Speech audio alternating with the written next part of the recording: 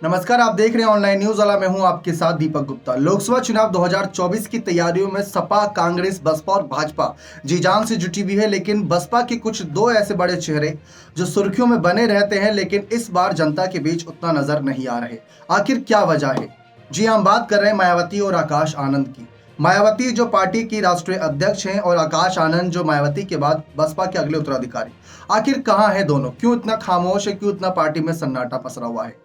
कहा यह जा रहा है कि जो बसपा के एक एक करके कैंडिडेट का अनाउंसमेंट हो रहा है, करीब 9 से 10 कैंडिडेट का अनाउंसमेंट हुआ है, जिस पर बसपा की तरफ से ऑफिशियल मोहर लगी है नहीं, इस पर भी एक सवाल खड़ा है। क्योंकि आप देखते होंगे कि बाकी पार्टियां अपने बड़े सीनियर नेताओं को प्रेस कॉन्फ्रेंस करवाकर उस लिस्ट को जनता के बीच रख रही है, लेकिन बसपा की जो टिकट अनाउंसमेंट की रणनीति है थोड़ी अलग नजर आ रही है। शुरुआत में पहले हमने देखा कि कुछ सीटों पर मुस्लिम कैंडिडेट उतारे, फिर उसके बाद एक जाट कैंडिडेट को भी उतारने का फैसला लिया गया, फिर उसके बाद एक ओबीसी नेता पर भी दाव लगाया, फिर उसके बाद 2 ब्राह्मण चेहरों पर भी दाव लगाया। तो सोशल इंजीनियरिंग में तो कोई गड़बड़ी नहीं है, सही चल रहा है, क्योंकि सीटों के आधार पर ही जिस तरीके से समीकरण को देखा जाता है वह फैसला लिया जा रहा है। लेकिन यह अनाउंसमेंट मायावती या आकाश आनंद के द्वारा नहीं की जा रही।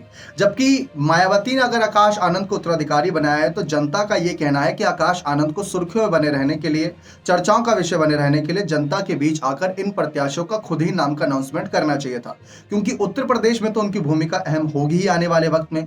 जबकि राजस्थान में कुछ कैंडिडेट का अनाउंसमेंट कर दिया गया। बसपा की तरफ से अगर हम देखें तो बिहार में भी कैंडिडेट की अनाउंसमेंट की गई। लेकिन मायावती के मौन पर सवाल खड़े हैं कि आखिर वह खामोश क्यों है?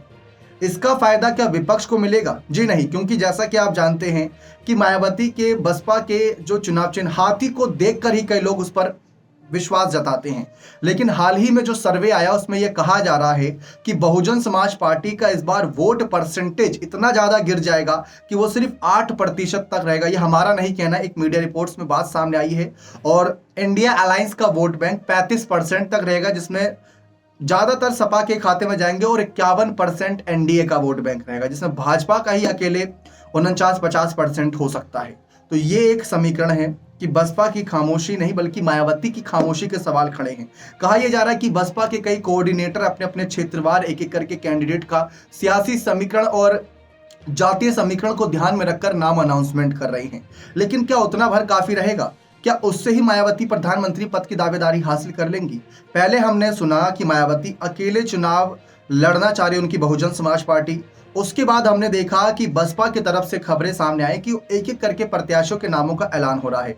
इस पर हम आपको जानकारी दें तो जिस तरीके से यहाँ पर एक खबर आई थी वो हम आपको बताते हैं। सबसे पहले बसपा ने 5 मुस्लिम कैंडिडेट का अनाउंसमेंट किया, जिसमें पीलीभीत से अनीस अहमद खान, मुरादाबाद से इरफान सैफी, कन्नौज से अकील अहमद पट्टा, अमरोहा से डॉक्टर मुजाहिद हुसैन, सहारनपुर से माजिद अली जैसे मुस्लिम उम्मीदवार बनाए गए।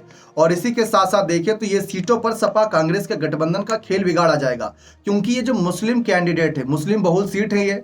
अगर हम देखें एक एग्जाम्पल दें आपको, तो जैसा कि आजमगढ़ उपचुनाव में हुआ था, गुड्डू जमाली उतरे थे और अखिलेश के भाई, चचेरे भाई धर्मेंद्र यादव का खेल बिगाड़ दिया था। धर्मेंद्र यादव सिर्फ 8000 वोटों से हारे थे, सिर्फ 8000 वोटों से, क्योंकि वोट बढ़ गया था।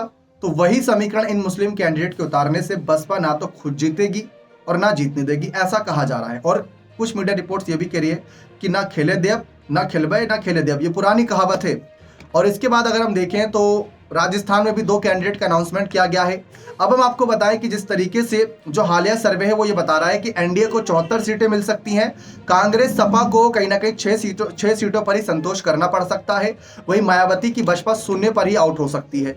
और इसी के साथ साथ अगर हम देखें जो 2 बड़े ब्राह्मण चेहरों की चर्चा हो रही थी, उसमें अगर हम देखें तो सच्चिदानंद पांडे, जिन्होंने भाजपा से इस्तीफा दिया था कुछ ही घंटों पहले, उनको बसपा ने कैंडिडेट के तौर पर अयोध्या सीट से उतारने का फैसला किया। अशोक पांडे को उन्नाव से चुनाव लड़ाने को लेकर रणनीतियां बनी, तो ये यहाँ पर रणनीतियां देखने को मिली। अब हमने देखा कि मुस्लिम, जाट, ब्राह्मण, ओबीसी, मतलब सभी तरीके की सोशल इंजीनियरिंग का ध्यान रखा जा रहा है। लेकिन इससे किसको फायदा होगा?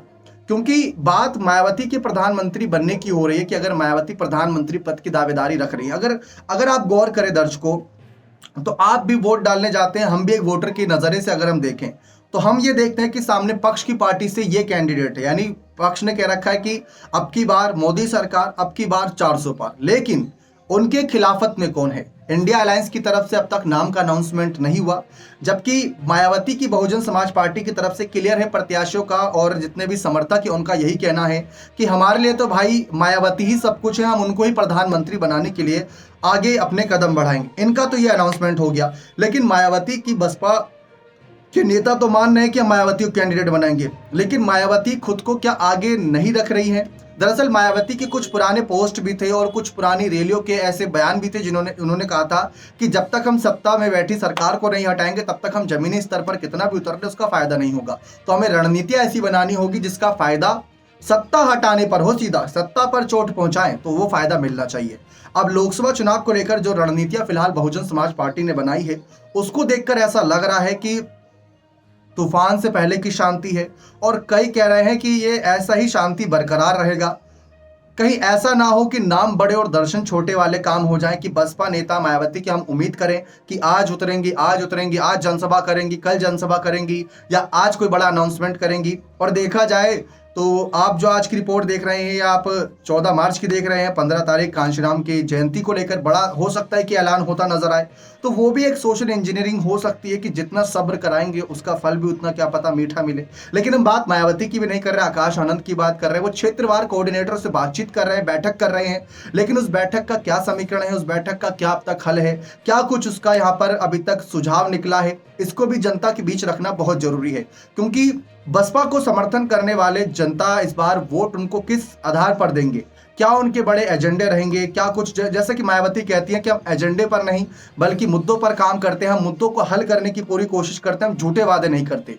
दूसरी तरफ चंद्रशेखर आजाद इसी मौके का फायदा उठाकर मीडिया इंटरव्यू दे रहे हैं और आकाश आनंद को लेकर, मायावती को लेकर, अपने किए हुए कामों को लेकर, अपने किए हुए प्रदर्शन जनसभाओं को लेकर जनता के बीच जा रहे हैं और बता रहे हैं कि मैं एक विकल्प हूं बहुजन समाज को आगे ले जाने का और कांशीराम जी की विचारधारा को आगे ले जाने का। अब इसका फायदा उन्हें मिलेगा या बसपा को मिलेगा, सवाल बहुत बड़ा है। क्योंकि जैसा कि हमने कहा कि इस बार दो बड़े युवा नेताओं की लड़ाई है, आकाश आनंद वर्सेस चंद्रशेखर आजाद, जबकि चंद्रशेखर आजाद ने पहले ऐलान कर दिया कि वो नगीना सीट से लड़ेंगे। कोई बड़ी सुर्खियां नहीं रही, आकाश आनंद के नाम का ऐलान नहीं हुआ, लेकिन इतनी खबर आई थी कि आकाश आनंद को Y+ कैटेगरी की सुरक्षा मिली। उसी पर विपक्ष ने बवाल खड़ा कर दिया कि ये तो वो इनाम है जो राज्यसभा चुनाव में इनके एकमात्र विधायक ने बीजेपी के लिए वोट किया था, ये तो वो इनाम है। और ऐसे कई और इनाम इंतजार कर रहे हैं क्योंकि मायावती और आकाश आनंद का अता पता नहीं। और विपक्ष तो यह भी कह रहा है कि Y+ कैटेगरी, यानी जनता कह रही है कि Y+ कैटेगरी तो उनको मिल गई, लेकिन जनता के बीच कब आएंगे? Y+ कैटेगरी तो चंद्रशेखर आजाद को मिलनी चाहिए थी, क्योंकि जनता के बीच हकीकत में तो चंद्रशेखर आजाद रहते हैं। तो ये सियासी समीकरण को ध्यान में रखकर अब जनता भी सवाल खड़े कर रही है। इसीलिए जो कभी वोट परसेंटेज 28%, 25%, 23%, यहाँ तक कि पिछली बार का 19% था, वो भी गठबंधन में लड़ते हुए इस बार वो सीधा 8% पे आ रहा है। अब इसमें आप किसकी गलती ठहराएंगे? क्योंकि जनता को तो वोट करना है, अगर सामने पक्ष मजबूत रहेगा और वो ही दिखेगा तो जनता उसकी तरफ भागी भागी जाएगी। और अगर विपक्ष अपने कुछ दावों से जनता को आकर्षित करने में कामयाब रहा तो हो सकता है जनता उनकी तरफ आए। लेकिन प्रधानमंत्री पद की दावेदारी इतनी आसान रहने वाली नहीं है। जो बसपा के नेता विश्वनाथ पाल कह रहे थे कि हम 60-65 सीट जीतेंगे, अभी फिलहाल लहर देखते हुए ऐसा लग रहा है कि इंडिया वर्सेस एनडीए की ही जंग है। बसपा बिगाड़ेगी तो खेल ही बिगाड़ेगी, कई सीटों पर समीकरण बिगड़ेंगे और कह सकते हैं कि इंडिया अलायंस भी काफी बड़ा आरोप बसपा पर लगाएगी अगर चुनाव में उनको ज्यादा बड़ा नुकसान होता है तो। बने रहे चैनल के साथ, बहुत बहुत धन्यवाद।